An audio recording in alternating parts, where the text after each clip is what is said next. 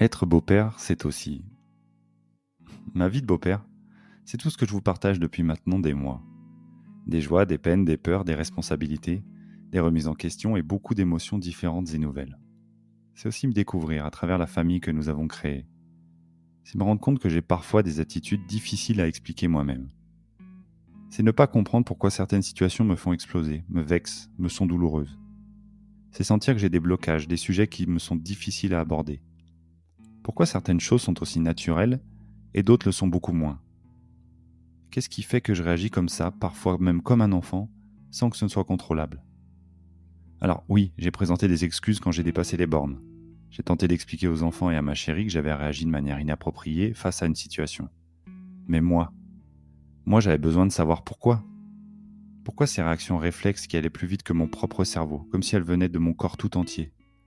Pourquoi j'avais l'impression parfois qu'on m'agressait, alors que ce n'était pas le cas? Pourquoi mes émotions prenaient le dessus, débordaient de partout, explosaient avant de se réguler?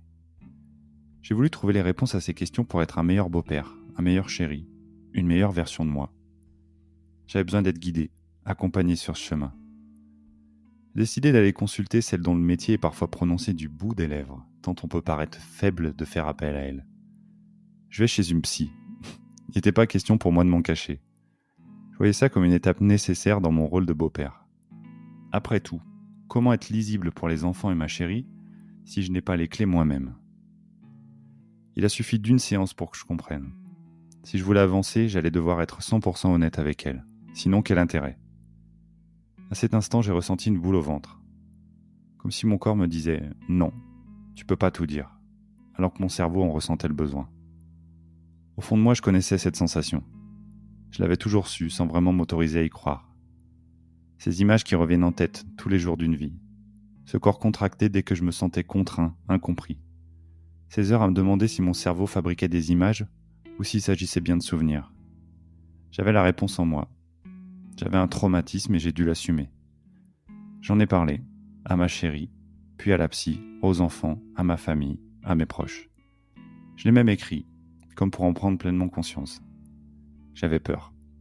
Peur qu'on ne me croie pas, qu'on me demande pourquoi je venais perturber la tranquillité avec mes histoires. Ce qui s'est passé? Tout le contraire. Chaque personne a été d'une bienveillance infinie. Merci à tous. Cette confession, je ressens le besoin de vous la faire à vous aussi. Pas pour des likes, pas pour apitoyer, mais juste pour me présenter tel que je suis, sans filtre. C'est une partie de moi avec laquelle je suis en paix maintenant. Je vous la livre dans un autre podcast. Il s'appelle La boule au ventre. Être beau-père, c'est aussi une si belle occasion de mieux me comprendre et accepter celui que je suis avec mon histoire.